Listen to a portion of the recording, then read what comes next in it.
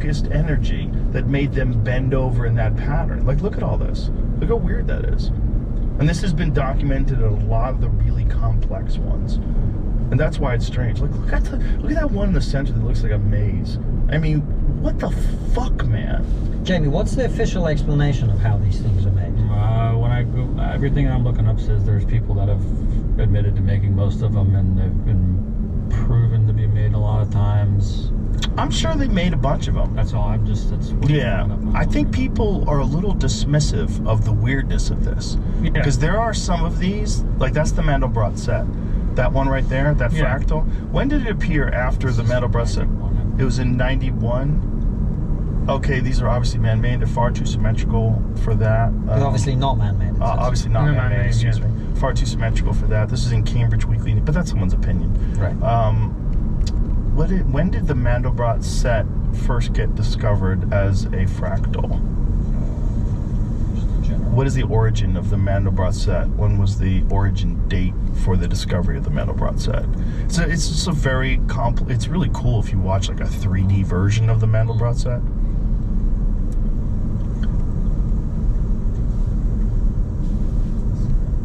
I guess discovered or created, because they're really just discovering something that's geometry. So in 1980, 1970 was first roughly drawn by mathematicians. Yeah, 78. Okay, and then first visualized in high quality in March 1st of 1980, and that thing was from 1991. Is that what it was from? Yeah, and this says that it was so close to Cambridge that it was most likely. Students, cocksuckers, you got me. See if you can find a 3D video of the Mandelbrot set, because it's so weird when you see what this thing really is. Like, fractals are very strange because there's something about them that resonates with your brain. Goes, oh, this is how the universe is. You know, because I tend to think that's really what's going on, especially when you look at human brain tissue versus a map of the universe. Have you ever seen that? Like human neural maps and then a map of the actual universe itself. You're like, that's a little too close. Like, that's kind of dead on the money. They look exactly the same. They look like it's exactly the same thing. And it's completely, like, if you believe in infinity, and if the universe is infinite. Wow. So this is a 3D version of the Mandelbrot set. Wow. So as you get closer and closer, this is not the one I'm looking for. This is like an artist's rendition of it. But a 3D video of it will show like how the closer you get, it becomes bigger again, and then it goes into another thing, and then you get close to that one, and then it becomes bigger again. And it's just the fractal nature of it. And then you think about, like, okay, if the universe is infinite, that it's not even, that's it. Get to that one. If the universe is infinite, it's not even remotely absurd to think that the whole universe is just human neural tissue of another creature that lives in another universe. And hopefully this dude doesn't blow his own brains out, because that might be the Big Bang. The Big Bang, the Big Bang might be the guy who is our universe. He's depressed, and that would explain. That kind of explains a lot. And he hates his job, and he's going to stick a gun in his mouth. Yeah. Isn't that nuts? Yeah. Like, this is that's like an actual. Now, see if you can find a photo that compares human neural tissue with the universe. You ever seen, that image I'm talking about, Jamie? That thing of disappearing, it gave me a flashback to when I broke my arm. They took me to the hospital and they gave me ketamine. Oh, yeah. Fucking hell, man. Yeah. I thought I died. I thought I felt myself like disappear into this thing, and I was like, okay, that's it, I'm done. Wow. And then... Was it fun? No. It was not remotely fucking... Was it fun when you thought you died, Constantine? No, it wasn't. Look at that. Look at those two things. Look at these two things. Right. One of them is human brain cells. What is the image exactly? It's human neural tissue, right? Is that what it is? Well, let's find out what it is so we can say it and not sound totally stupid. So what does it say? I can't read that. bit Oh, above his brain neuron cells. Brain cell, yeah. Yeah, And their connections. remarkably similar to our own brain cells and the Wow. connections. Remarkably similar. That's okay. So the left is a brain cell, the right is the universe. That dude's gonna put a gun in his mouth and go, "I'm done." And right now he's dressed like a furry and he just pooped his pants. He's like, "I've had enough. I've had enough." That's what I love about thinking about the universe. It's like the illusion of control. Oh, Yeah. it's like we don't matter. We don't control shit. Right, and also the outrage that you have is greatly accelerated by the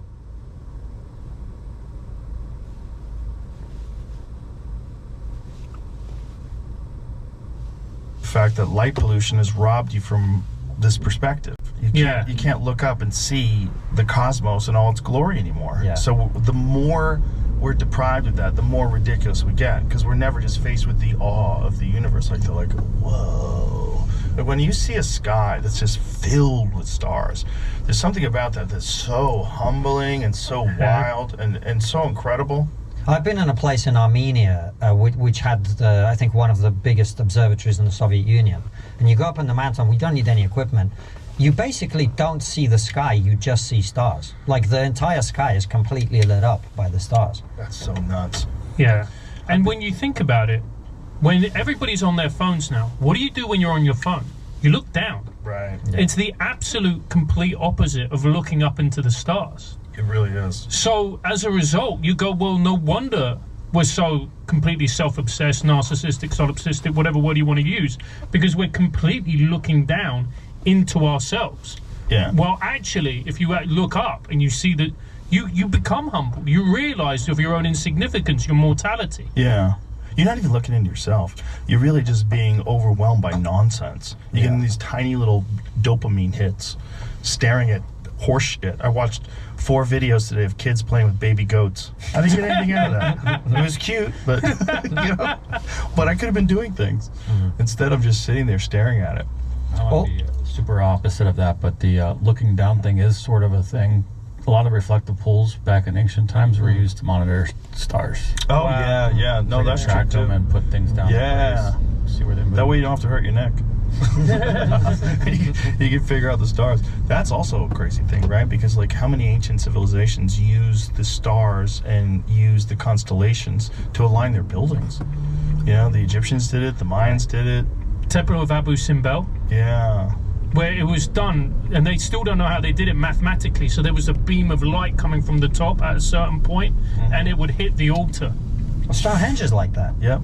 Is it on the summer solstice, everything lines up? Yeah. You know, this is one of the things, we just had the historian Dan Snow, right? And we talked about the history of England, and one of the things we were talking about is Stonehenge. And I watched a documentary in which he was saying, well, you know, in many ways the people who were living during this time, they were really like us. And I was thinking, no, they were fucking not. No, they were fucking not. Think about the investment of time, resources, that it would take them to build Stonehenge. Right. Right?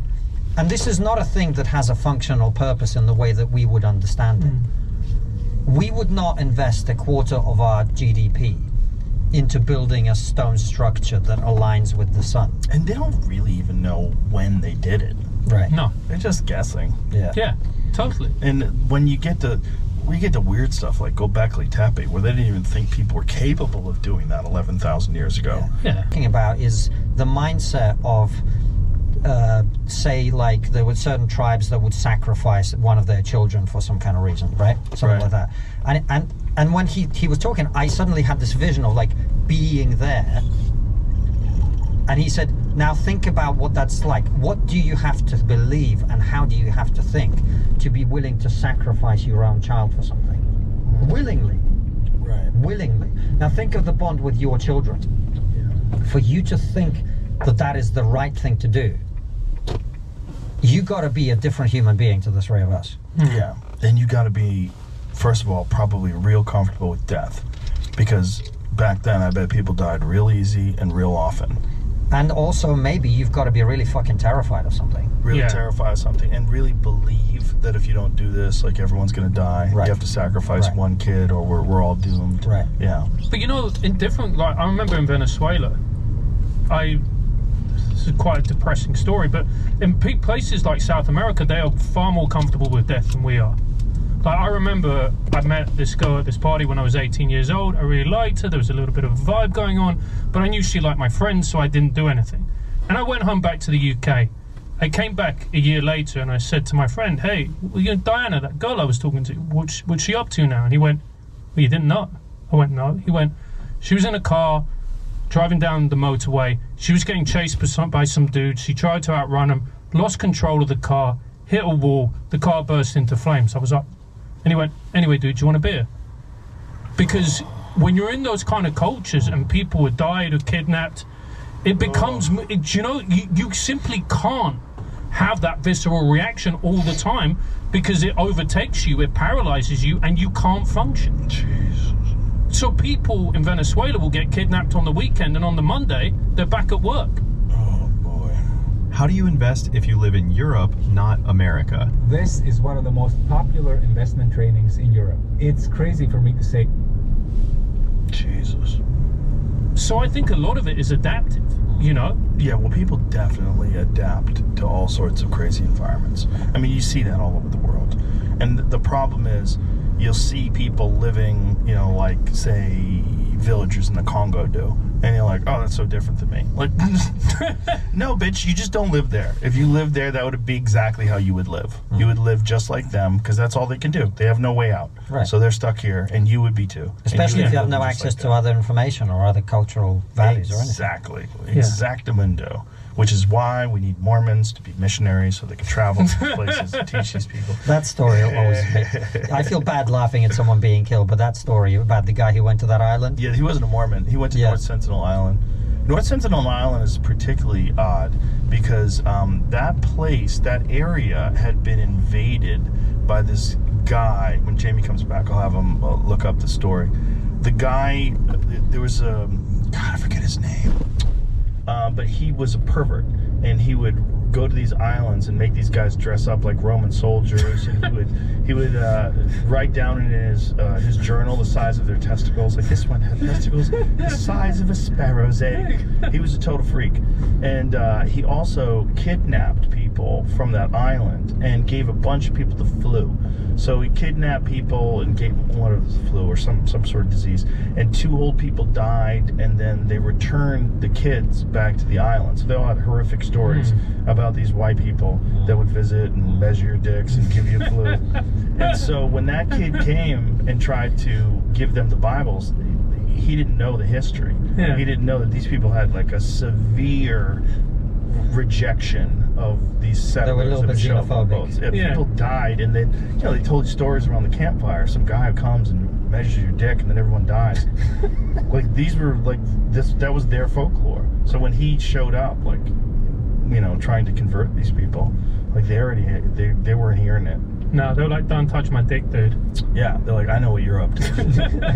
Like, I heard the story from my grandpa at the campfire. Yeah, that place is nuts. It's only 39 people living there. But you Size of Manhattan. Really? Yeah, size of Manhattan, middle of the Indian Ocean, and the people living there are the direct descendants of people who left Africa 50,000 years ago. Wow. And some of them just stayed on that island, and then it got to be a very small genetic diversity. You know, there's a very small amount of people on that island. That's where things get real weird. It's like, you kind of got to leave them there now.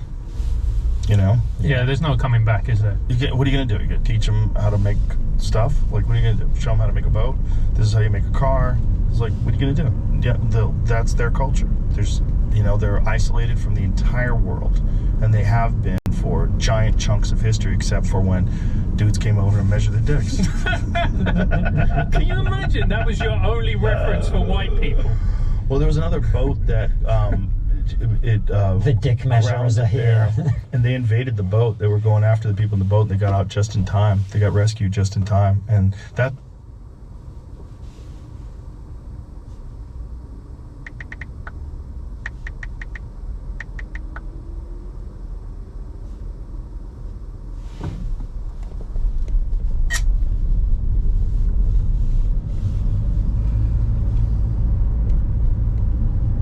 That's how they started getting metal, because they didn't have metal up until then. So they were taking pieces of the boat and using it to fashion weapons with. Wow. They didn't have any metal up until that point.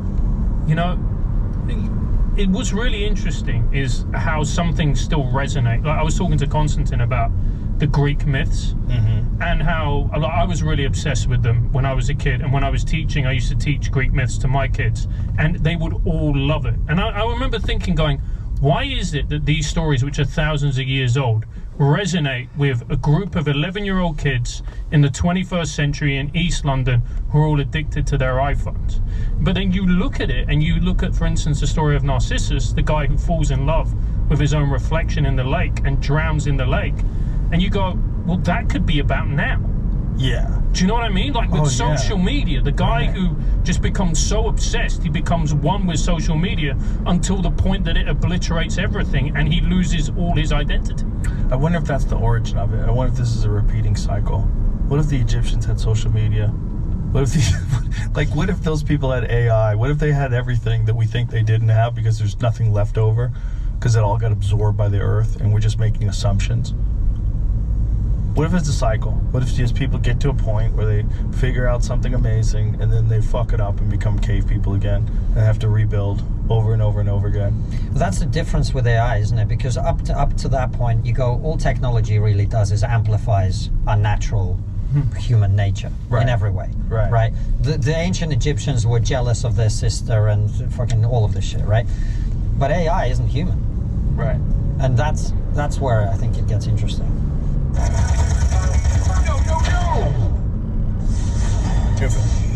Download now.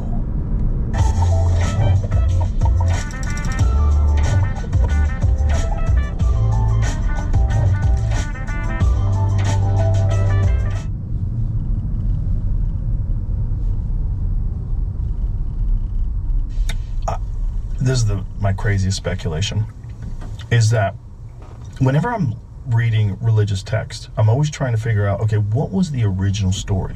What were they documenting? Like, what were they trying to record and pass down? What really happened? What really is the Book of Enoch all about? Have you told that for 1,000 years before anybody bothered writing it down, and then it gets translated, and who knows what it means? Who knows what was the event? If Jesus is born of a virgin mother, what is more virgin than a computer?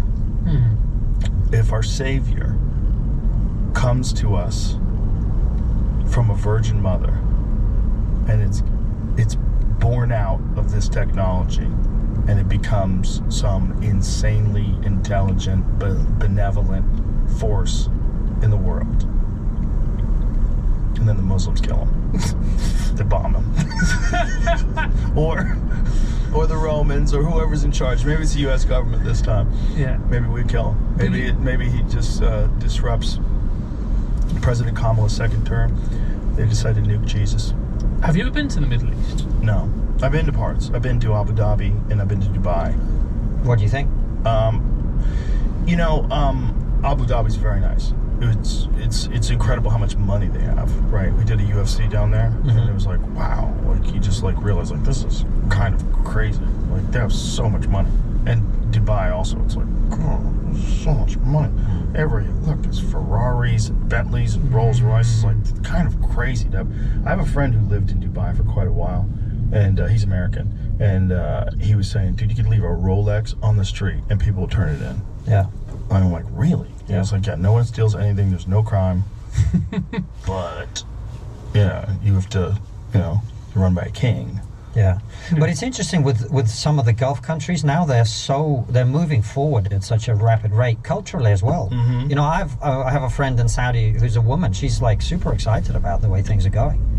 Right, and this is the difference between Muslims and Islamists, what you were talking about. Correct. Well, right. So if you talk to Emiratis, for example, right, there's nobody they hate more than the Muslim Brotherhood. The Muslim Brotherhood is like the central tumor, and Hamas, ISIS, and whatever, they're like little metastatic tumors, basically. And the Muslim Brotherhood is a threat to them way more than it is even to us in the West. Because I'm sure you've heard after a terrorist attack, everyone's like, well, actually, Muslims are the biggest victims of Islamist terrorism. It's true. Because what's happening in the Middle East is there's effectively a war between the people who want to live in a nation state, they want to live in Saudi Arabia, UAE, etc., Bahrain, whatever, and the people who want that to be one religious caliphate with Sharia law. That's what's happening. That's the battle. So those Muslim countries, they understand Islamist extremism way better than we do. Have you ever seen that video of the UAE foreign minister? He was talking in the maybe 2010s, maybe like 2012, something like that, maybe even earlier. And he basically predicts, he says, you in Europe don't understand what you're dealing with. And because of your bullshit, because of your political correctness, you are going to have terrorism and violence on your streets. He predicted all of it because they understand Islamist terrorism way better than we do. That's why, people, the Arab street is a different thing, but the people who are in power in those countries, they hate Hamas more than anyone. They hate Hamas more than anybody because they just go, these are the people that want to kill us too. And I think part of the problem as well is that we have liberalism in our country. So we're saying, it's a marketplace of ideas. We need to talk. We need to share. But what happens is then you've got an Islamic fundamentalist preaching, converting people to Islamism, and you go, our way of combating this simply isn't adequate. It isn't adequate to deal with this civilizational threat, which is what it is. And if you come from an Islamic background, you understand it far more because you are from a culture, you're from a similar culture. So you see what effectively what this is, which is like a cancerous version of Islam. And so you're better able to understand it. And by being better able to understand it, you're far more able to tackle that problem. One of the things that I find interesting about people that are very upset about the Gaza conflict is that they don't have anything to say about the Hamas executions that have been going on lately. Right? The public executions. Need a lighter? Yeah. Those public executions are fucking horrific, man. It's wild to watch, and I unfortunately have been sent some of the torture videos too, breaking people's bones. Yep. And I don't know if they think these are guys that collaborated with Israel. Is that what the... It's more of a power struggle. Yeah. Like they want to reassert their authority. I mean, if you think back to the Trump 21-point peace plan, the central point... Here you go, John. I'm gonna get this one to work. Hang on. I'm stubborn. I want this one. I've done it for you. I just don't know why it's not working. But go ahead. So the original Trump 21-point peace plan, the central premise of that was, did Hamas disarm and Hamas people leave Gaza? Right? And until you have that, you're not going to have peace because this is what these people do. Right. The moment the fighting stops, they come out, they reassert their authority, they kill anyone who's not with them. And they're going to attack Israelis are going to attack back, and then we're back to where we started. The amazing thing President Trump has been able to achieve is getting the hostages out. That's fucking... Yeah. He deserves so much credit for that. Boy, imagine what those fucking people have been through. Oh, man. I mean, I don't know if there's enough MDA in the world to help you get over that. 2 years. Imagine 2 years of living with those... I mean, what did they do to them? And they were being told a bunch of shit as well. Like, Israel has been destroyed, your family's disowned you. Like, mental torture as well. I'm sure. Yeah. Every day you wake up, you look at this guy and you're like, this guy would kill me in an instant. And not only would he feel, it's not that he would feel nothing, he would celebrate it. Yeah. There's that horrific footage from October 7th where it was a Hamas terrorist killed 10 people. The first thing he did after slaughtering 10 people is he called his dad and was like, Dad, look this is what I've done.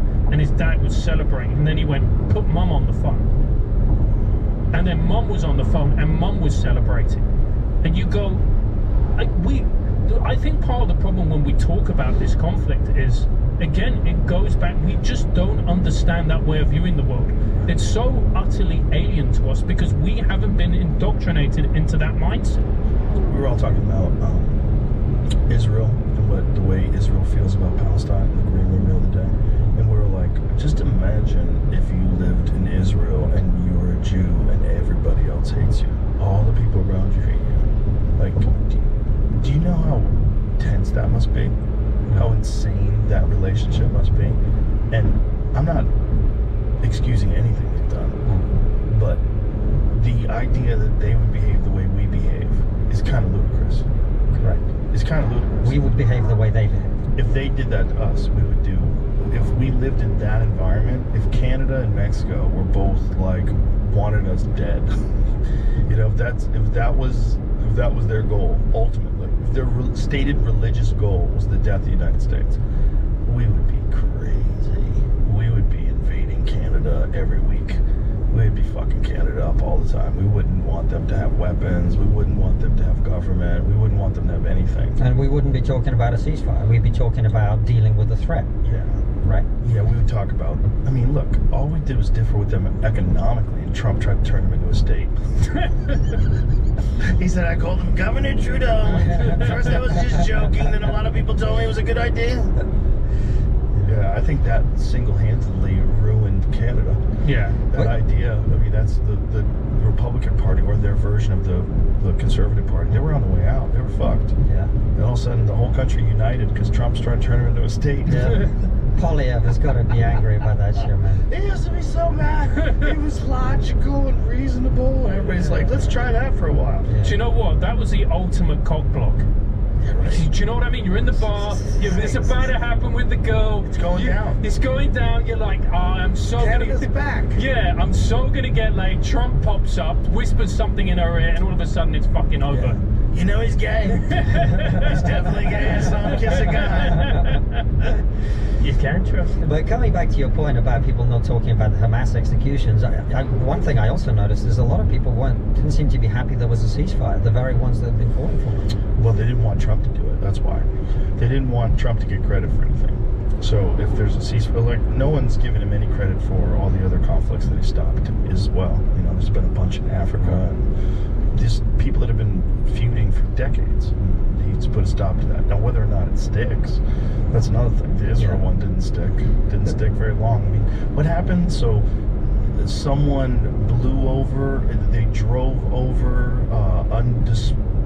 unexploded munitions, and then they thought it was an attack by Hamas, and then they started bombing again, right?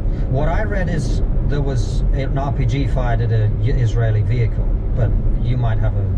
Yeah, might be right. I think that was the initial story. Okay. That's what they thought. Oh, so it's changed? Yes. Okay. I think they thought somewhat that the IDF soldiers drove over this unexploded munitions. And they saw some dude and they were like, he did it.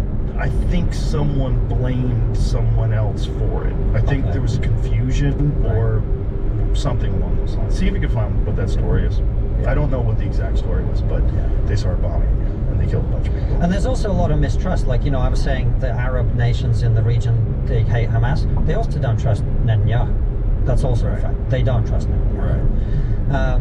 And, you know, Netanyahu, I mean, you talk about what Israelis feel like. Think about what it's like. The first question I asked him, what is it like to be a leader of a country that is attacked in the way that you were on October the 7th? Imagine the trauma that leaves. You're responsible. Right. You're responsible for 10 million people. And this happens. Did you ask him why it took so long for them to respond? No. We didn't ask him that, no. It was quite a few hours. It was a few hours. Yeah. My understanding from people, we had the former director of Mossad and we asked him about that. And I mean, there are a lot of people who are very critical of the Israeli top brass of the way it went down. I think there was a lot of confusion from what I understand. Like contradictory orders being given. People didn't really know what was going on. That's basically what I heard. Was there a stand down order? I don't know. No. We've also spoken to other military experts who actually say, look, it doesn't look good, but one of the things is it's very difficult to mobilize forces instantaneously. Soldiers instantaneously organize, get them out, even under emergency. Right, but wouldn't you think in Israel, which is one of the most sophisticated security states in the world, that they would be ready or something like that a lot quicker than any other country, because they're constantly under attack. You'd think they would have a fence that was permanently monitored. And They fucked up. Things. They clearly fucked up very badly. It's crazy if you look at their fence versus Egypt's fence. Yeah. The Egypt fence is wild. Like, people don't like to talk about that. No. That one's wild. Yeah. Well, this is one of the reasons that a lot of the other countries in the region, you know, they don't support Israel killing Palestinians, obviously, but they're also not. They just say you're Jordanian, right? Right. A lot of the population in Jordan is Palestinian. And what happened when they had a large population of Palestinians? They killed the fucking king. Right? So this is the difficulty of it. Like, this is a highly radicalized population. And that's why it's such a difficult conflict to resolve. And like you say, the Israelis are on edge because they have to be. They're surrounded by people who've invaded their country repeatedly. Yeah, like, what is the best case scenario for how this all ends? That's what the problem is. Everybody who prognosticates, everybody who looks at the future, no one has a version of this where it's like, oh, it worked out great. Yeah. Well, Jared Kushner, I think he's clearly a genius. I mean, orchestrating the Abraham Accords in the first Trump term, he's involved in it now. And his thing, as I understand it, is basically this. The Middle East has a very different demographic to most Western countries. A shit ton of young people, very, very young people. And the leaders of those countries know that they've got two choices. Either they create jobs, meaning, purpose, economic prosperity, or all these young men are going to go the wrong direction. So they're desperately trying to create thriving economies so that their youth don't feel the need to fight their grandfather's war. And as I understand it, the Kushner approach has been, what you do is you find a way to address the fighting so it's not happening, and then you just lock the entire region into economic cooperation. Because the UAE wants to trade with Israel. The Saudis want to trade with Israel. And the other reason is they have a common enemy, which is Iran. All the other countries, particularly the Gulf countries, they fear Iran a lot more than they fear Israel. A lot more than they care about Israel. Iran is their number one problem. It's a threat to them. And so if you can get the entire Middle East, other than Iran, maybe Qatar, I don't know, together, working together, they don't then have the incentive to continue this conflict. Because they're trading, they've got way more to lose by this continuing. So that's the end goal. The difficulty is, as long as Hamas is in power, they did October 7th to prevent that from happening, basically. They wanted to derail the long-term aspiration for peace. And Iran wanted them to do that, because Iran doesn't want those countries to work together. And didn't it happen right after Biden had released like $6 billion to Iran? Right. Yeah. Right. So now they got funding. Right. Yeah. And Iran funds. What a great idea. Well, and Iran funds all of these organizations, all these Hezbollah, Hamas. So Iran is essentially, their plan is destabilization of the region. And then, if you go to the history of Iran, you find out that they got fucked by, what was it? The British oil company? What oil company was it? Where they wanted to nationalize their oil because they realized they were getting fucked. And so the king is like, hey, no, this is our oil. And all of a sudden, the United States comes along and Britain comes along. They go, let's kick this fucking guy out of here and install some sort of a religious caliphate and let's get the party rolling. And they fucked the entire country up. Yeah. Like, if you see Iran from like the 1960s, women are wearing mini skirts and everybody looks like they're having a good time. It looks like a normal European city. Right. Yeah. And then the crazies come in. Yeah. And you've got this, 7th century shit going on. Oil companies. Yeah. They don't give a fuck. They're just trying to make that loot. And if they can make that loot and ruin a country, they're like, okay. Yeah. Who cares? Yeah. But I hope that maybe they haven't, but you just look at the misery and the bloodshed. Like they feel bad? No. I hope they feel bad. I hope the Ayatollah just wakes up one day and goes, I've been a bad guy. Did you see one of the Iranian leaders, the wedding? No. Did you see the wedding? No. So this has created a huge storm in Iran, because obviously they have the morality police where men literally go around and look at women and go, right, you need to have your hair covered, you need to have your skirt needs to be down here, and if not, we're going to arrest you, we're going to beat you up, we're going to do all of these things. Let me guess, his daughter was wearing a beautiful white dress. Mate, she had them out. She had, look at that. You can go to jail for that. That does not look very halal to me. Mate, it does to me. Hot. Yeah, fucking hell. Iranian women are beautiful. Oh, yeah. Oh, yeah, they're incredible. And that's what's even more fucked. You got a great gene pool over there. It's being stifled. But the Persians are a great civilization. If you look at their history, they're incredible people. Incredible wrestlers, too. Yeah. Yeah. Long history of elite wrestlers coming out of Iran. It's crazy, man. Yeah. It's that's the hope, is economic development. Right. And if you can get people trading, and that's the idea. Well, bring people out of desperation. You stop crime everywhere. Right. Yeah. I mean, we should have done that in the United States a long ass time ago. Yeah. We definitely should have figured out how to do that with Mexico. You Yeah. know, but we're a bunch of haters. We don't want them doing well over there. We don't want to compete with Mexico economically. Fuck that. Our home, a place of endless possibility, a canvas for our dreams. You know, he was a guest on your show actually, Johan Grilla. Yes. Yeah. And I never realised this, but Johan was like, you know, there's a trade going on between Mexico and the United States. I was like, what do you mean? He was like, well, drugs come over one way, and the Americans the guns come over the other way. Yep. Yeah, I had Mariana Benzeller on from Trafficked. Yeah. And she actually followed how the LAPD, the corrupt cops from the LAPD, confiscate guns, sell guns to the gang members. The gang members then take those guns and drive into Mexico, because you can get into Mexico easy. They don't care. Come on in. Right. But leaving Mexico, where it's get hard. So they sell the guns, drive back over, empty truck. Everybody's happy. Do you think you boys are going to start some shit with Venezuela? I hope. It seems like It looks like it's going in that direction, doesn't blowing it? up them boats. Soon after the explosion of Rafah, I'm told by a secure familiar, the White House and Pentagon knew the incident was caused by an Israeli settler bulldozer running over unexploded ordnance, contradicting Netanyahu's claim that Hamas had popped up from tunnels. This is Ryan Grimm, who's a journalist. After Netanyahu said he was blocking all aid from entering Gaza in response and unleashed a bombing campaign, the administration conveyed to Israel that they know what happened. Netanyahu then announced he would reopen the crossings in a few hours. Right. Fuck, man. Yeah. So this is what happens in a war, right? Everyone's fucking on edge. Something blows up. Yeah. They think we're under attack, and it all Well, starts again. The worst suspicions are that Netanyahu wants this war to continue, because that's Yeah. how he stays in power. Because of the corruption stuff, right? Mm. That's what Clinton said openly. Yeah, Yeah. You know? yeah, Yeah. Yeah, that gets real fucking scary. Yeah. yeah. Do you think that's true? I don't know, man. I don't know enough about geopolitics.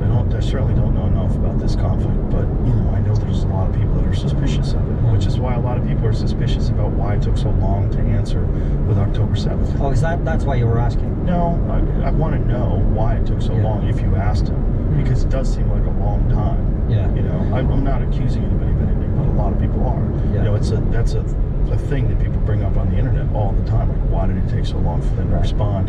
Was this a known thing that was going to happen? They allowed it to happen, so now they have a reason where Netanyahu stays in power, a war gets. You know, I find that hard to imagine. it's a horrific notion. If Yeah. it is true, it's absolutely horrific.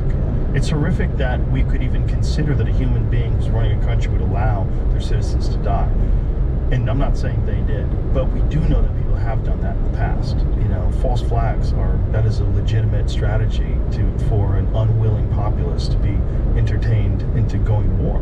I mean, that's what they were trying to do with Operation Northwoods. Operation Northwoods, which was signed by the Joint Chiefs of Staff, they were trying to get people to support a war with Cuba.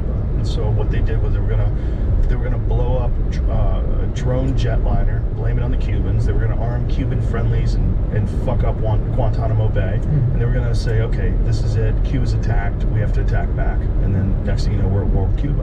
And that was signed by the Joint Chiefs of Staff. That was a full-on plan that was vetoed by Kennedy. Right. Wow. Yeah, so we know that. We also know that Gulf of Tonkin incident in Vietnam, false flag. So we know that people have done stuff before where they either have allowed something to happen, like Pearl Harbor, or they have just, you know, they've just capitalized on it. You have to figure out which one is which. Right. I mean, World War II started with a false flag. You know this, right? Yeah. The Gleiwitz incident. Which one's that? So they basically, in order to justify the invasion of Poland, Hitler pretended that Polish soldiers had crossed the border and killed people in Germany. And that was their pretense for attacking. Well, he also burned the Reichstag too, right? Didn't he blame other people on that? Yeah, I don't know that I know that for a fact. I'm maybe just not educated enough about that one. But the Gleiwitz incident, they basically set it up so that it looked like the Poles had invaded. Didn't Nero do that too? Didn't he burn Rome and blame other people for that as well? That I don't know. The story is that he fiddled whilst Rome burned. Did use perplexity to find out if Nero did that? Did he burn part of Rome? Might as well do the Reichstag as well, because I want to. Yeah, let's do that as well. Because I think that's just a common tactic for assholes. Yeah, I know. If someone's an asshole in control of a government. But I think letting 4,000 jihadis invade your country and rape and slaughter and butcher people, that to me is beyond the realm of imagination. Of course, as is 9/11. But there's a lot of kooky people that believe that that was allowed to happen as well. Do you know, for the longest time, I thought that Trade Center 7, that was like a big question mark. But my friend Winston Marshall, he sent me a video that like explains it very well. I hadn't seen a good explanation of it, but it made a lot of sense to me. Well, it doesn't happen all at once. That's one common misconception. You can watch the video, the top collapses inside the building like a couple minutes before it all goes. That's right. That's right. Yeah, and I think I'd want my fucking money back for whoever built that thing, that's for sure. Right. I'd be like, bro, you guys cut some fucking corners or something. Whatever your plan had, that you had to keep this thing stable. Nero's role in the myth. Contrary to popular myth, there's no credible evidence that Nero started the fire. Here we go. He was in Antium when it broke out, returned to coordinate emergency measures such as opening public spaces for refugees and importing food. The image of Nero fiddling while Rome burns is a later invention. The fiddle did not exist at the time. Of course, fiddled doesn't mean like a fiddle. This is like AI being literal. Yeah. It means fiddle around. And while, like fiddle spinners, you fuckhead. And while some sources claim he sang about the fall of Troy during the fire, this account is disputed and likely part of a political smear campaign. Who the fuck knows? You're dealing too many years ago with this kind of shit. But either way, false flags are a real thing. Sure. Yeah. And that's why people get real suspicious. Yeah, but a lot of the... Sorry, go ahead. No, I was thinking, but is there not a part of you that just goes, eventually the truth comes out? You know what I mean? Eventually. Well, Especially in a country as small as Israel, which is tiny. well, look at JFK. I mean, the truth has not come out about that. We're all like still trying to figure that out. And they're talking in this election like there's going to be a thing. We're going to release the JFK files. Oh, great! We're finally going to know. Nothing. There's nothing. So why do you think that is? Why has that not been... Is it because there's nothing there, and what we're told is what happened is what happened? Trump's own words were, if they showed you what they showed me, you wouldn't release it either. Wow.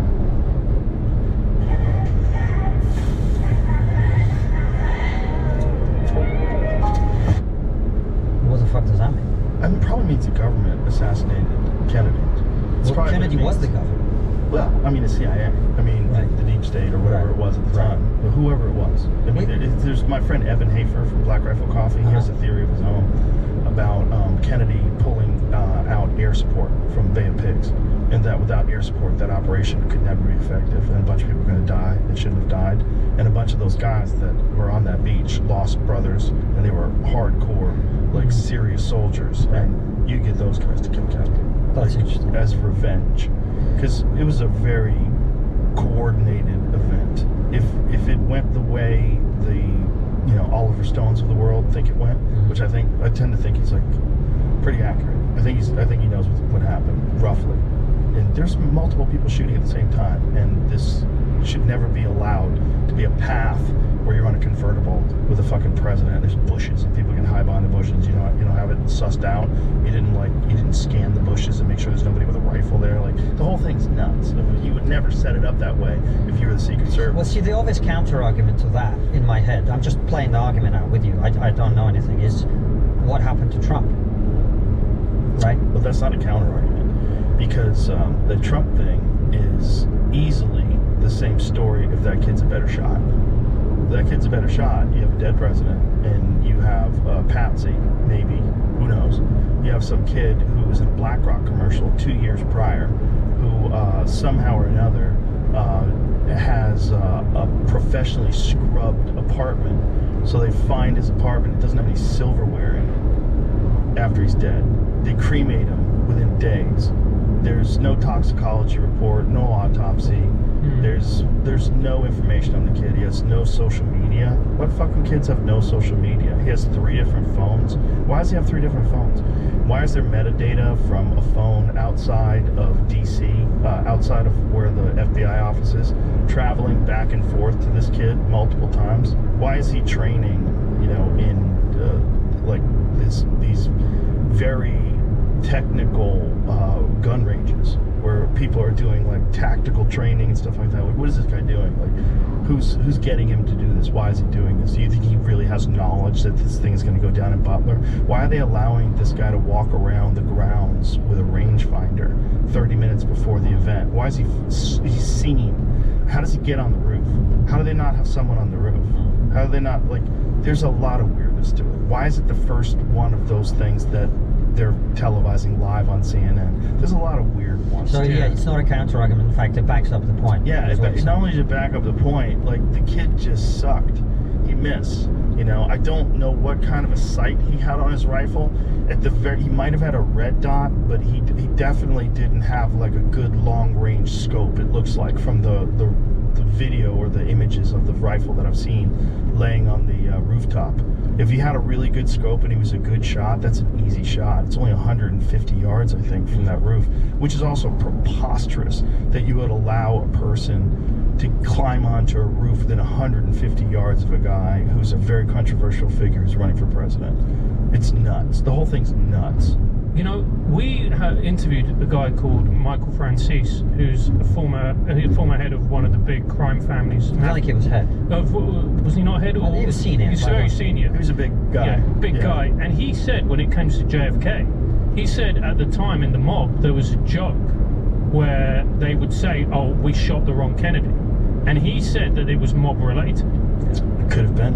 Yeah. It could have been. I mean, yeah, it could have been multiple different shooters from multiple different organizations. I don't think Lee Harvey Oswald was innocent. You know, people like Lee Harvey Oswald acted alone. Like, that doesn't have to be the case. He might have actually even shot at Kennedy. He might have been one of the guys who shot at Kennedy. I think they had him set up to be the guy that takes the blame. Whether or not he actually pulled the trigger, he might have. I'm not opposed to the idea that he might have. What I am opposed to the ideas of one single shooter causing all that damage, because it's illogical. It's not just illogical, it was created because they had to account for a bullet that hit the underpass. So a bullet ricocheted off one of the curbstones in the underpass and fucked this guy up.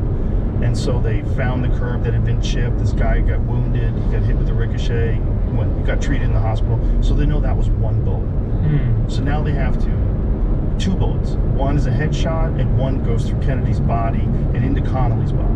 The problem with that is Kennedy reacts to a gunshot before Connolly ever does, because Connolly wasn't hit.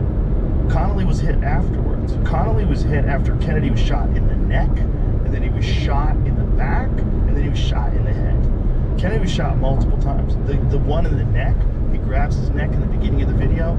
There's two different depictions of what that is. There's the Dallas hospital, where they take him right after the shooting, where they say it's an entry wound. And then in Bethesda, Maryland, they say it's a tracheotomy wound. Like they trached him, which is preposterous. He's no head. His head's missing. You put a trach pipe on a guy that is half his fucking head's missing and he's dead as fuck. No, you didn't. No, it's a fucking entry wound. You see him grab his neck. He got shot in the neck. And it looks to me like his head was shot at the very least one time from the front. At the very least one time. But it might have been, his head might have get hit by two bullets at the same time. I mean, there's people shooting at him. I think there was multiple people shooting him from different directions. And he does have a wound in his back. He has an entry wound in his back. So someone probably shot him in the back too. It might have been Oswald. Oswald might have shot him in the back. But I think the back to the left and the people that all called out and said that there was people firing behind them in the grassy knoll, I bet that's correct. The whole way that they drove. Have you ever been to Dealey Plaza? No. It's small. It's real weird, and there's a turn. Like, you have to make this turn. Like, if you were a sniper, you couldn't ask for a better place to set up, because this guy is going 30 miles an hour or on this stupid little turn and coming straight at you, and you're just sitting there in the bushes. You can peck him off. You can peck him off. The people that say that he couldn't shoot him from the windowsill, it's too hard of a shot, he wasn't a good marksman, shut the fuck up. Anybody can do that. I could show you how to do that. And you could do that I talked to my friend Andy Stump. I was talking about it on the podcast. I said, give Andy a day. And he goes, fuck a day. He goes, give me a couple hours and I can teach you how to do that. It's not that hard. Like with a good rifle. What about this JD Tippett? Yeah, it seems like Lee Harvey Oswald killed this cop. So it seems like when Lee Harvey Oswald was taking off, he had an altercation with this cop and he shot the cop 4 times. Yeah. Well, that's why I don't think Lee Harvey Oswald was innocent. I think he was in on it. But I think he was the setup. He was the patsy, and they were going to have him go down for it. Whether or not he actually killed Kennedy, he might have. Look, if he shot him in the back, if that one shot from the back was Lee Harvey Oswald, maybe that would have killed Kennedy. Maybe that was the one that killed him, or would have killed him before the headshot. But he was hit multiple times. Do you know what? When you read about Kennedy and then you saw the attempted assassination of Trump, it makes you realize just how fragile societies are. Like, how different would our world be if, for instance, Kennedy survived or Trump hadn't, and vice versa? Do you know what I mean? Oh yeah. Do you know, like, I remember someone asked me that question. It was like, what do you think would have happened if the bullet had have been, in the Trump's case, 2 inches further towards the right, whatever it was? How different would our society be right now? Very, very different. Very different. Would it be the beginning of a civil war? Who knows? Everything could have popped off, and on top of that, who would be president, right? Would they suspend the presidential elections and allow the Republicans to come up with a new viable candidate? Would J.D. Vance run for president? How would they do it? Who would be the representative of the Republicans? Would they suspend the election entirely? Would they do something where Kamala just gets sworn in by the then President Biden? Who knows? I don't know. This is why I think political polarization of the kind we've seen is so scary, because, I mean, the thing that really struck me when Charlie was assassinated was this was always possible. Yeah. And the only reason it wasn't happening is we kind of had a culture of, like, we don't do this, basically, right? Because anyone can pick up a rifle in this country. And that's why I really worry about the fact that people think political violence is justified. Not just justified, but celebrated. Yeah. That was the creepy part. The creepy part was the celebration. The people that were celebrating. Some lady recently just lost her job because people were driving by. She was in a No Kings protest, and she started mocking getting shot in the neck. And she was a school teacher. Yeah. Elementary school teacher. Yeah. Fucking crazy people. There's a lot of crazy people out there. And some of them, I mean, people are, they're correct in worrying about the impact that these people have on their children. You're correct. Correct. You have a lot of crazy people that are teaching your kids.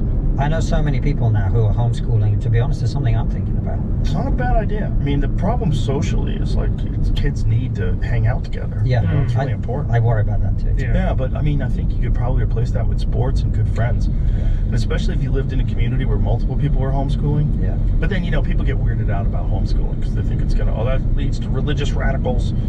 You don't have to be religious to homeschool. People in this country, people connected to religious Christians, like radical Christianity. I just don't want some 25-year-old with blue hair teaching my son that communism is brilliant. Exactly. Can I not have that? And the weird one is people that have no desire to have children of their own. And they want to indoctrinate people's kids into their way of thinking. It's like a part of why they teach. It's because they're so. This is. We were having this conversation yesterday, and I said to Konstantin, the great thing about an ideology is it gives you certainty. Mm-hmm. The terrible thing about an ideology is it gives you certainty. That is so true, and it's also the appealing thing about it. Oh yeah. I've always been attracted to the idea that these people like really believe. Like, it's fascinating when I watch like super religious people that are praying 5 times a day, and like that is amazing. Like, look how dedicated they are to that thing. Like, there's an attractiveness to that. Like, God, I wish I was like, if I was that dedicated to something, I'd probably be like way more stable in my life. Yeah. Because you're just locked in and everybody believes, and you see people talking about their religion with utmost certainty. Like, I wish I was that certain. Yeah. Wish I was that certain. Those guys are so certain they're willing to die. Like, it also gives you like a lot of inner peace. It does. Like, if you don't have that, which I don't, and I've got a friend who's a devout Muslim, and he's going through tough times at the moment, and I say to him, like, how do you get through this? And he's like, bro, I've got my religion, I've got God, and I know everything's going to be okay. He's a great guy. And he goes, I pray 5 times a day. It really helps me. And it makes me realize and understand that what I'm going through is part of his plan. It's part of his plan. Yeah, if you really do believe that, it definitely will help you. I haven't got there, but I have started going to church every now and again. Yeah? Yeah. Do you enjoy it? I love it. Yeah. I do too. It's a bunch of people that are going to try to make their lives better. They're trying to be a better person. And they're trying to, I mean, for me at least, the place that I go to, they read and analyze passages in the Bible. I'm really interested in what these people were trying to say, because I don't think it's nothing. There's a lot of like atheists and secular people that just like to dismiss Christianity as being foolish. It's just fairy tales. I hear that amongst self-professed intelligent people. Like it's a fairy tale. I'm like, I don't know if that's true. I think there's more to it. I think it's history, but I think it's a confusing history. It's a confusing history because it was a long time ago, and it's people telling things in an oral tradition and writing things down in a language that you don't understand, in the context of a culture that you don't understand. And I think there's something to what they're saying. I think there's a reason why they all have a flood myth. I think there's a reason they all have a very similar story of catastrophic floods and chaos, and then that jives with what geologists are finding and what these people are finding that are exploring the Younger Dryas impact theory, that there was floods, massive, enormous amounts of water that are instantaneously released from melting ice caps all over the world because of comet impacts. Like, it happened. There's evidence, physical evidence of this happening. And I think that's what they're trying to say in these stories. I just think it's so confusing. It's so confusing because you're dealing with a time so long ago. We talk about how different people live today on Earth, but way more similar today than we would be reacting or interacting with a society that existed 6,000 years ago. Like, what are we even talking about? Like, what is that like? What is the world like then? What is discourse like? Like, what rules are there? What protections do you have against being robbed and stolen from? And how often is war? What is life like back then? It's fucking nuts. And so you're writing things down on animal skins frantically and hiding them in clay jars in Qumran, and like, I hope somebody finds this someday. And then thousands of years later, someone does. They find these ancient fucking scrolls and they pull them out, and they're versions of stories from the Bible. So these people have been telling these same stories for thousands of years. Like, well, okay, what were they trying to say? That's what's interesting to me. I don't think it's nothing. No. I think there's something to it, and there's a reason why it resonates with people. And Christianity in particular is the most fascinating to me because there's this one person that everybody agrees existed that somehow or another had the best plan for how human beings should interact with each other and behave, and was the best example of it, and even died in a non-violent, like, didn't even protest, died on the cross, supposedly for our sins. Like, it's a fascinating story. What does it represent, though? That's the real thing. What was that? Like, what happened? Who was Jesus Christ if it was a human being? What was that? That's wild.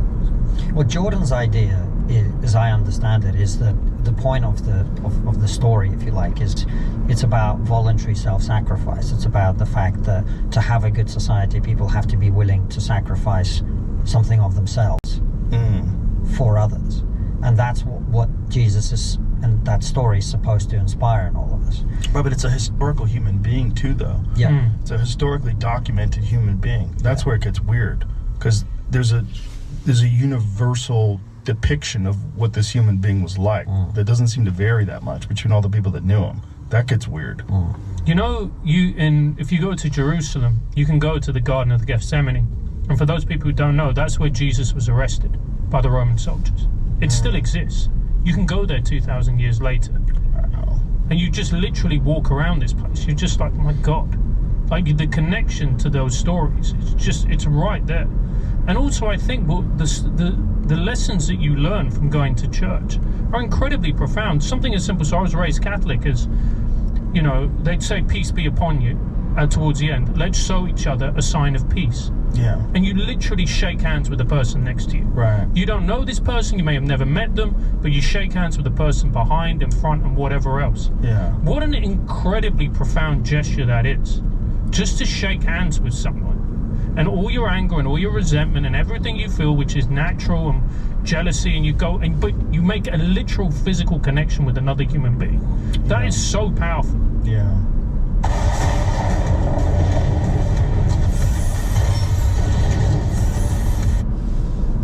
if you don't have something to believe in, there's not a thing that you follow that you believe is making you be a better version of yourself, be a better person. If you're just relying on your whims and your, whatever you think is the moral thing to do, then you know what you get? You get those people that are unable to answer the question of whether or not you should protect an unborn fetus, whether or not they have human rights. No, they don't. And they just, and they just that's what you get. That's what you get when you have no religion. Yeah. If you have religion, you go, wow, that's a good question. That's a very good question. And it's also as well, when we look at the new atheist movement, and that's something that I really followed, Dawkins and all these kind of people who pointed out the ridiculousness of certain religions, etc., etc. And then we don't need religion. I think that's fundamentally inaccurate. I think human beings need religion. I don't know if you need it, but it definitely can help. But I think societies need it. Yeah, but I just think it's silly to dismiss all these stories as being useless. Totally. I think they were trying to say something. Right. And I don't know what that something is, but the deeper you dive into it, the more interesting it gets. Yeah. Well, last time we had Richard on the show, if you remember, we kind of pushed him on this. Yeah. And his as far as we could get is he was like, well, maybe it's a story that's useful, but it's still not true. And I'm going, well, if it's useful, maybe we should hang on to it for a little bit. Do we want to throw away something that's useful because we're so fixated on literal truth when this is perhaps a metaphor for something, right? Yeah. So yeah, I've kind of moved on that. I used to love all that new atheist stuff. But Me too. But a lot of those guys fell apart. And all those guys get real persnickety. They don't seem very enlightened. They don't seem like they're at peace, which is interesting. Because that's the true Christians that I've met, and I've met some legitimate, very charitable, kind Christians. They're some of the happiest and kindest people I've ever met. And that's borne out in the statistics as well. Yeah. However, I will say this though, right? And I think this is worth it. The best people I've ever met are Christians, but also some of the worst people I've met. Oh, sure. You know what I mean? Well, there's a real issue in Texas, where there's these very wealthy guys that are trying to. They succeeded in getting the 10 Commandments put in every public school, but they essentially want Texas to be a theocracy. They're nutters. Right. They're out on the fringe. They're fire and brimstone type. Jesus is coming. Like them folks. Those folks are real too. That scares the shit out of me. Because I was talking to Ron White about that. Ron White's a Southern guy, been here his whole life. He's like, be careful of them fucking really crazy Christians, because don't think they're like regular Christians. Right. And he's right. You get to the fringe where And it's the same with other religions. This is not specific to Christians. Yep. It's fun. It's nutters. It's just nutters. Whether they're nutters as a Mormon or nutters as a Baptist, they're just nutters. They're crazy people that take things to the utmost degree. Do you remember Richard Pryor on Live at the Sunset Strip, where he was talking about being in jail, and he talked about meeting Islamic fundamentalists? He called them double Muslims. Oh, Richard Pryor.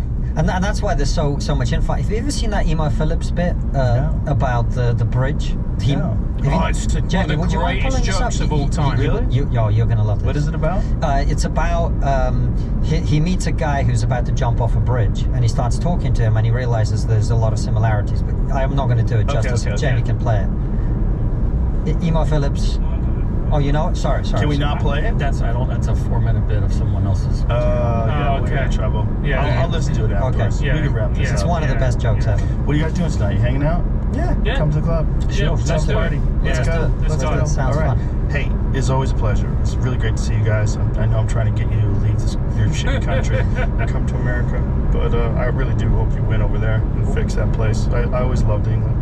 It's an awesome place to visit, and I think what you guys do and having these conversations, I really do think it's important. I think it's important for the whole world, but I think it's really important for England. Well, it's the way we feel about it is it's our country, man, and we don't want to run away. I get it. We I love get it. We love our country. We want to live. You know, you talk about loving, and we love England the same way you guys do. If the United States was California, I would have done the same. Right. You know? Yeah. But it's not. Right. Like, I could escape, so I escaped. But yeah, I would have felt the same way, like staying sorted out. Yeah, and Try. Try. At least try. Till it gets real bad. I mean, we're about to get wealth taxes by all accounts, right? So that's the next level. Well, look on the bright side. You got digital ID now, so that's good. Yeah, we're looking forward to that one. Trigonometry, it's available everywhere. It's a great show. Love you guys. Always great to see you. Thanks. Appreciate you, brother. I appreciate you too. Thanks. Oh no. Download now. Unlock your stay for less with app-exclusive prices. Download the free Booking.com app today. There are some new things in the merch shop I want to let you know about. We got the tour merch. If you were unable to come to one of the cities, if you were unable to grab a piece of tour merch then and you want to get something, we've put whatever we have remaining there online. We also have some new tees that have been restocked, and we've got hoodies coming on those, some Camo Gang, Hitter Hunt Club, a lot of new items in there, and thank you so much. Some people are getting gifts for their friends or family for Christmas, so thank you for letting us be a part of your holidays, and thanks for supporting the show. TheOvonStore.com. Thank you guys. Today's guest is a comedian. He's an actor. He's a podcaster. You know him from Whiskey Ginger and Bad Friends. He has a new special, White Noise, that's out on Hulu right now. Today's guest is my friend, Mr. Andrew Santino.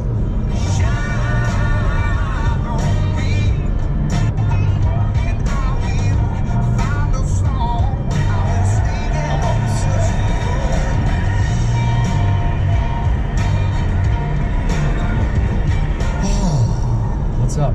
Good to see you, man. Great to see you, bro. So good to see you. Good to How are you work. feeling? I'm feeling good, man. I'm feeling good, dude. What's going on? I don't have to tour anymore. You're done. So, For how long? we might have to retape my special. But, You want to talk about it on the show? yeah. I'm curious as fuck. Are you? Big time. Yeah, I'm totally okay talking about it. Yeah, I want to know. Yeah, well, so, yeah, what do you want to know? So, like, you know, all I saw was what I saw on the internet of the taping, and then I texted you, and I was like, how are you? Are you good? What's going on? Yeah. Because the internet likes to drum up nonsense. Yeah. Then you texted me some love back, and I just want to know how it went, or what was the deal, like, what was going on, you know? Yeah, I mean, well, when we left out of there that night, we thought, like, it went pretty good. You Like, felt good after. yeah, I was like, I don't know if we got it, because there was definitely some hang-ups. It was like, I mean, there was a lot of stress, like, going into it, you know? And I don't know if I want to go super down that road, but, like, I switched off my medicine because I wanted to have a little bit more emotional, like a storyline, I wanted to be able to, like, kind of connect a little bit more in some moments. And I was having trouble having any feelings because of antidepressants. Yeah. It was just hard. It's like you try to get a feeling and it kind of stalls out, it gets stuck in the mud, you know? So that was kind of one thing. And then, like, the government put out this DHS video that made me really scared. The immigration video? Yeah. Talk about pulling that out of context. They're so good at that. They just took something that had nothing to do with something else, you making a joke, and then they're like, he's our spokesperson. You're like, what? I didn't sign up for that. Bro, and so I just got so much, like, hate stuff. I mean, a lot of it I didn't see, but I would just see enough where it was like, fuck, this is scary. And that Charlie Kirk thing had happened, I think a couple weeks before. And so I started just getting real paranoid, you know? Yeah. I started getting real paranoid at home. I was paranoid about the show, like if there could be somebody in the audience, you know, like, Oh, yeah. it just, like, I think it made me really scared, to be honest with you. Yeah. And, yeah, so that was happening. And then, there was just kind of too many cooks in the kitchen on this set. And then during it, yeah, I was just like, I think my, like I just had too much. It was just, it was all kind of too much to, I think, get the show off as best as I could. And so that's all I left there thinking. Like, I couldn't remember where the next joke kind of went. Yeah, sure, because it's overwhelming.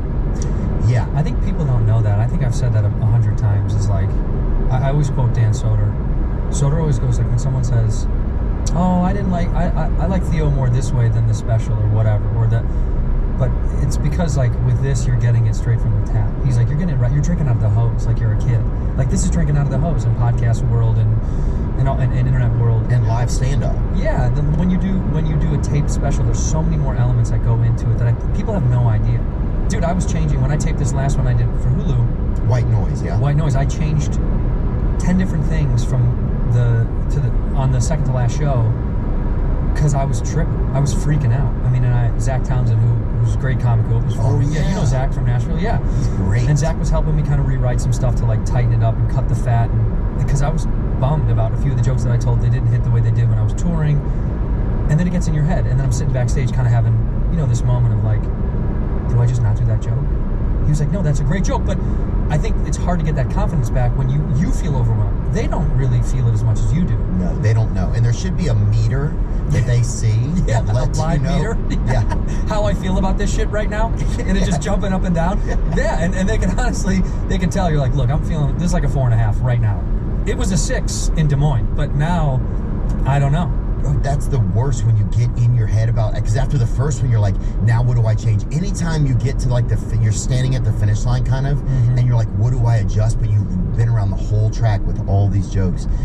Oh, dude. It's hard. You know what? Sometimes it feels like, especially when a joke you think was really good. You know, some NFL players get in trouble because they drop the ball before they cross the goal line. I feel like I was doing that a little bit because I wasn't committing to the joke because I was unsure of the way that a tag came in or the punchline snapped, and then so I started to doubt myself. But that's so natural because TV cameras are up, so your brain does a thing that it doesn't do live. Live, you fly so free, it doesn't matter. You know what I mean? That's me, dropping the ball before I get in the end zone. But I did it on like 2 or 3 jokes, and then the last taping, Zach kind of reinstilled some confidence in me and was like, dude, just cut it out. That was nice of him to say that. Yeah, he helped me out a lot. I think if you don't have people with you in your team of whether it's features or hosts or friends or producers or directors or whoever to kind of give you that extra, dude, you're good. It gets hard. And sometimes there's too many cooks. Sometimes you're like, I know how to make this meal, man. You got to leave me alone. Yeah. But when you need it, you need it. I think the more open we are to the audiences about that, the better off it is because the criticism is higher than it's ever been for specials and for tapings. I mean, and I think when you come clean about what it is, what affected you, and the reality of it, the more loving they get around it because this is it's just a difficult task to film something. You're trying to capture lightning in a bottle, and the greats do it often because they're the reason that Louis does it so well is because Louis is in my opinion, the greatest to ever do it. Yeah. So yeah, he captures lightning very well. It's really hard. I'm trying. I'm out there with the kite and the key, but it's tough to get it, dude. It's really hard. Yeah. And we do the best that we can, delivering after we've already toured this thing a ton, and sometimes you over-perfect it. You know, you want to pinch this and change that and turn this here and push this in front of this, and then at some point, you have to let it go. But I was concerned in the fact that you're one of my oldest friends in comedy, and I wanted you to feel good because I know how it feels sometimes. When I did my half hour with Comedy Central, dude, it was my childhood best friend and my wife, my girlfriend at the time, in the green room. And I got off stage, and my best friend was like, bro, and he came to give me the biggest hug, and I go, can you give me like 2 minutes in the green room with her? Is that okay? And he got out, and I just started bawling. I thought I tanked. No way. I just felt the pressure, and I let it all go finally. Oh, dude, now that you said that, I thought my first special after I did it, I was like, why did I choose to do it? Like, I thought, let's do it at home. Yeah. But people there had never seen comedy, a lot of them. There Right. was a lot of, like, LSU Tiger fans. There was, like, some lady, like, yelling defense the whole fucking show. I'm not even joking, dude. Cover two in the middle of your joke. People had no fucking idea how to act. People were just yelling shit out, like, tell the story, it was just, and so that was fucking hectic. And I remember getting through that and being like, God, that was hell. It's hard, but I wanted to know you were good when I hit you because I wanted to know that everything was okay. And people have their own opinions on the internet of what went down. which is like that video that circulated of you talking to the fans after the show. Yeah, that was crazy, and I don't even really remember it, you know? Yeah, because you're running hot at the end of a show. You're not really paying attention to anything. I think somebody had kept kind of bothering me a little bit. I don't want to say bother because people came to the show, but someone was being aggressive, kept asking me for something like, will you do this? Can you do this thing? Can you make me a video? And I feel like I was like, look, lady, I'm just trying to take my own life, okay? It's been a tough couple of months or whatever. Yeah. You know, that's the only place I can imagine that I would kind of say something like that. Or if I would just kind of said it flippantly or something. But I was trying to think of like what retort. Because it's not like I was like, hey guys, I'm just trying not to take my own life. It's been a tough couple of months. It's not like I was making a speech like that to somebody. But yeah, we left out of there and we thought like, oh shit, everything's good. Yeah. I think we got it. Let's wait and see in the edit. We went out to some country bar. We had a great time. Glenny Balls was there. My buddy Aaron was there. And then we wake up in the morning and there was just like a ton of shit online. Yeah. And I was like, I just can't even deal with all this. It made me learn a lot about online. And I didn't even look at it. Like, I didn't even look at any of that stuff. And I haven't looked at any of the articles. One of them popped up when I was scrolling. It was like Theo Bomb's Netflix or something, which wasn't even true. It was just like, and there were moments during the show, it was like, look guys, I'm just having a tough time, you know? Like, I remember I went out there on stage and my mouth immediately got extremely dry. And I was like, oh man, something is wrong. Anxiety. You're excited and nervous about doing something so important to you. That hadn't happened this whole time, like, you know. And I was like, oh, I can't go to my stool and get water. Right now, I just walked on stage. Like, they're clapping. I can't fucking take a break already, you know? Like, they're like, didn't you get water backstage, man? You're like, there's no water back there, man. We keep it all on the stool. We don't got it back there, brother. It's only on the stool. Like the guy that shits when he gets right to work, dude. Right, the moment he walks in the door. Oh, that. Yeah. I gotta shit right away. That's what it feels. I think it's an overwhelming feeling that cannot be articulated. I'm not smart enough to do it, but I do know what that feels like as a comic. But so what are you going to do now? You feel like you want to tape it? I literally, yesterday they just sent me another cut of like, I gave them some notes on a cut. Yeah. They're sending me another cut. It might be fine. So we had 2 good halves. Yeah. So I'm looking to see, but then also like there's some stuff, I just wanted to have a little bit more of a story to it, which was the reason I was trying to have a little bit more feeling and emotion so I could kind of like have a little bit more storyline in there.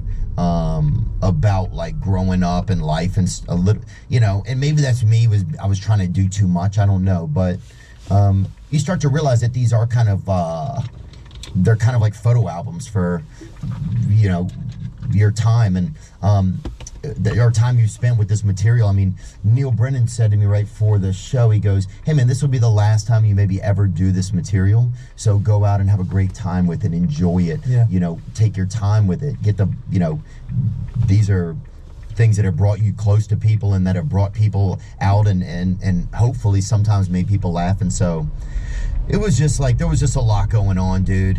And I was just like, I think I was just spreading myself too thin. I don't know. It's just a lot of shit.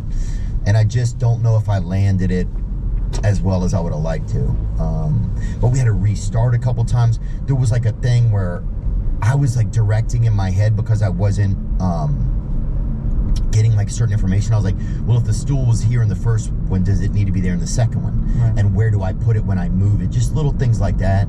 And then they had like 5 extra people that didn't need to be there. Mm-hmm. It was like they would radio and it would just go to the person right next to him. And it was like, we're living in a fucking... I almost thought it was somebody was playing a prank on me. And then I just gotten a security guy. So there's this fucking guy who was just fucking, I mean, you could put a piece of coal in his hand in the morning and you'd have a fucking diamond when it comes out. Or you'd have a fucking piece of coal that looked like it had a grill on it. You know what I'm saying? At least by the afternoon, like a fucking tough guy. And he'd been like stopping some of my friends. I just didn't even, everything was just kind of like a lot. But So, where'd you find this guy, by the way? I'm always fascinated with security guards. we found a guy, somebody in Nashville set us up with a guy that was there. Like a military, ex-military?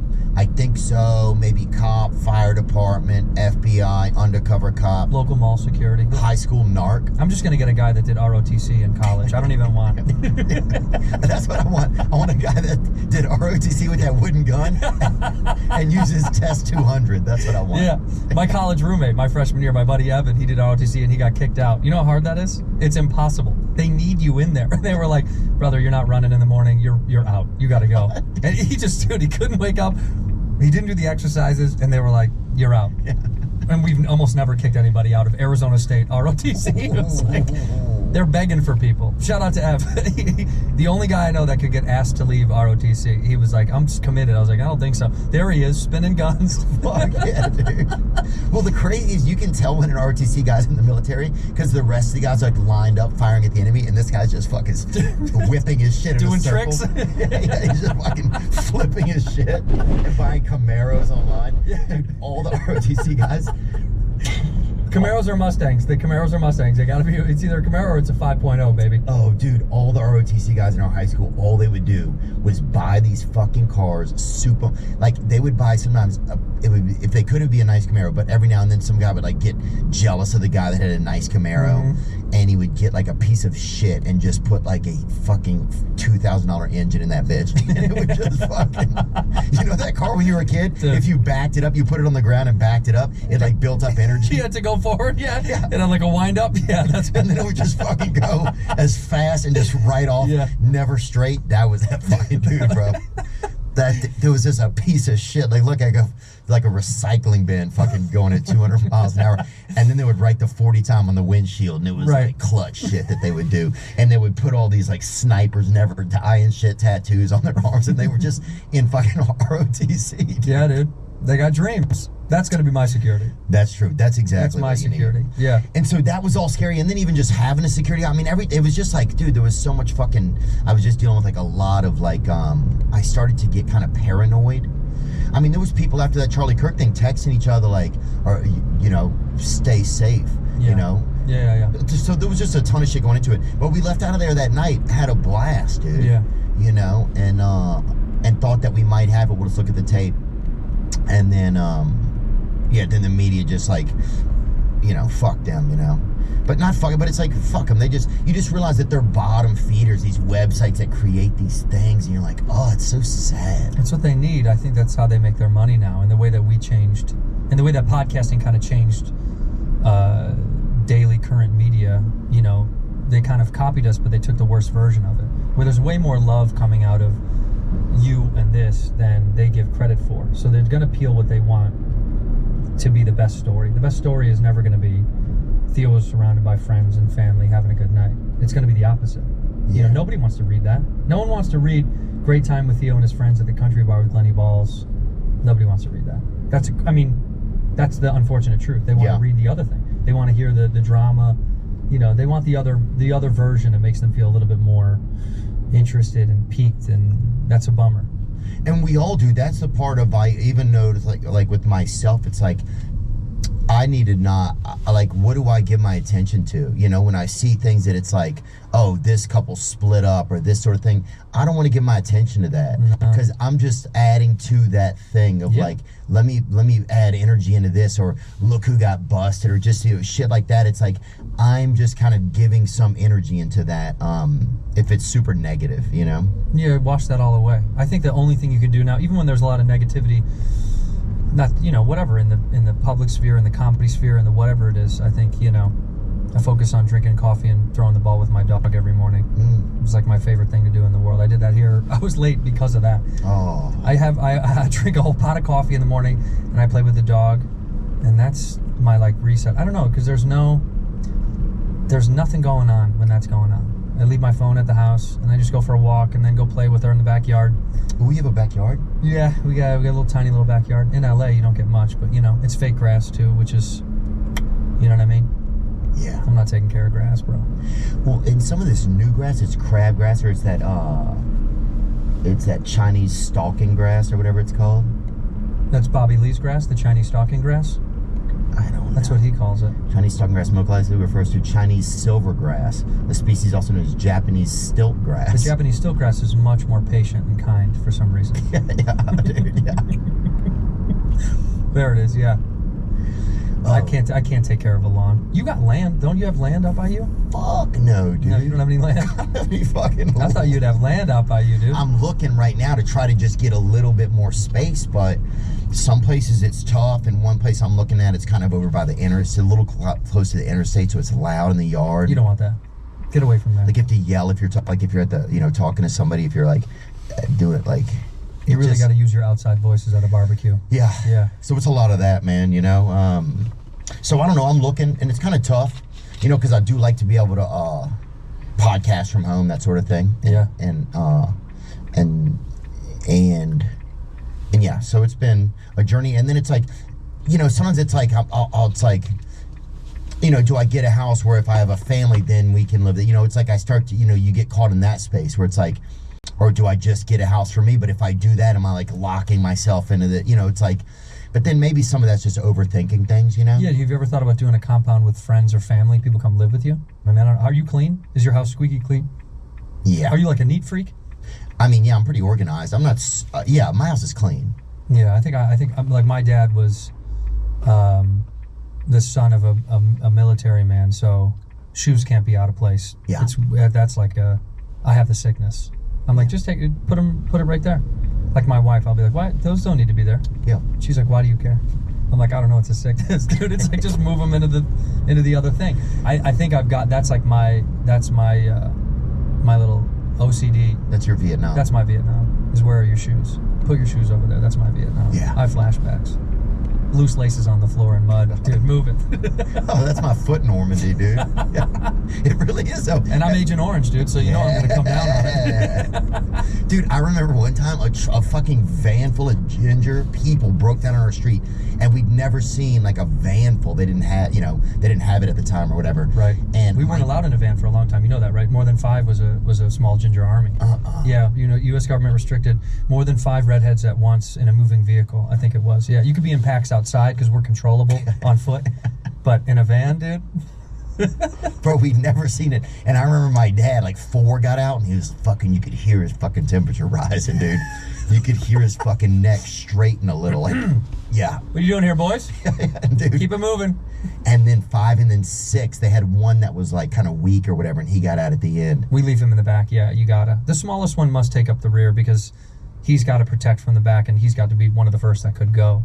Yeah, gingers traveling in packs is a dangerous thing. Yeah. We don't really see each other like that. Like we don't. When I see another redhead, there was a redheaded girl yesterday working this event that we were at, and she was like, my brother, and I said, let's take it easy, because I don't know if you're an enemy or a friend yet. A regular person I meet on the street, hey, how you doing? Another redhead, I go, I'd like to see the resume first. Yeah. Before I let you into my space. Because I don't know what kind of ginger they are. There's different levels. Really? Is there really? Oh, big time. It's almost like black people and that albino guy or whatever. You know that guy I'm talking about? Yeah. That undercover black guy? Bring that guy up. Yeah. There's got to be a vetting process, Like, can the albino black guy, does he say the N-word? Bring up a couple albigas. Is that a term or not? It is now, dude. Can we say that or not? Look at that, black albino guy with red hair. Oh, that's what the fuck is up. Bro, that is the future, dude. Bro, take my money, bro. Mm-hmm. Whatever he's selling. And I don't know if that's more me or more, if he's more red or more black. I don't know what group he'd go with. I mean, he's invited to the cookout and has to bring sunscreen, which is wild. Yeah, dude, that's fucking Sunlight Jackson, homie. Are you kidding me? Dude, are we gonna get in trouble for saying how big? I feel like I don't know, bro. I don't know. It's vague enough. There's my boy Blake Griffin. He's a black redheaded. He is. But he's so handsome and tall and athletic that he kind of wanes away from the ginger side. We're usually pale, see-through, and frail. Right, he's able to kind of he's above it because of his height. Yeah, he superseded it. Yeah. Oh, he's gone above and beyond. That's so rare in that community. I mean, that is. That guy still looks. 2,000 plus black albino person stock photos. Man, they took a lot of pictures of this guy. Dude, is this fucking Henry Rollins? I feel like that's fucking... Bro, this is basically the albino Henry Rollins. Dude, we're going to get in so much trouble for making fun of these guys. We're not making fun of them. I'm showing some love. Yeah, you're right, actually. I'm fascinated when... Look, you know what's so funny is that 100% is Henry, back to back. That's him. That's his alter ego. Yeah. Oh, Henry Rollins. Oh, Henry Rollins. No, dude, I think when I find red in other places, it makes me feel that we're still around. Oh, 'Cause yeah. we're fading fast. I mean, look, you can look it up. How many they said redheads were going to be dead by like 2045 or something like that. Bring up a batch of them. Yeah, that's close, dude. That is a little too close for comfort. For me, I don't want to be extinct in the next, 20 years. I think redheads will be extinct. 2060. Okay, they bumped it up, so we're moving. Oh, it's a false claim. It's debunked. All right, good.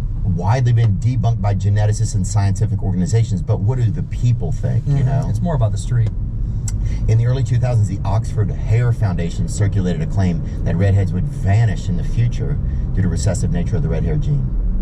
It sounds like a wish more than a thought, than a hope. I mean, that red hair results from mutations. Yeah, the mutant Ooh. MC1R gene. For someone to have red hair, they must inherit 2 copies of the variant gene, one from each parent.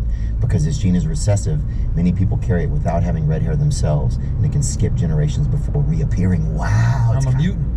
And I've never been booked on any Marvel stuff at all. Dude, it's like a fucking Agatha Christie novel, dude. This is crazy, bro. It's amazing. In short, while red hair will likely remain uncommon, it's not going extinct ever. The gene will continue to be passed down quietly through generations, resurfacing whenever 2 carriers have children. Dude, It sounds like a romantic. like a romantic murder mystery novel. It says it's quiet, resurfacing whenever 2 carriers have children. It will resurface. I love that. Well, there is something kind of powerful that it's so unique, And if you ever see somebody that has blue eyes and red hair, it definitely feels like they're Sheeran on here. He's got blue eyes and red hair, right? fresh off the tap. It feels like they're right off the tap. Yeah, of he like, came out of the factory. just like it feels like they could have salmon swimming upstream in their veins. They feel super clean. Yeah, he's still warm from he's still warm from being baked. Look at that. He's still warm. See, I've got brown eyes. I've got the Italian side.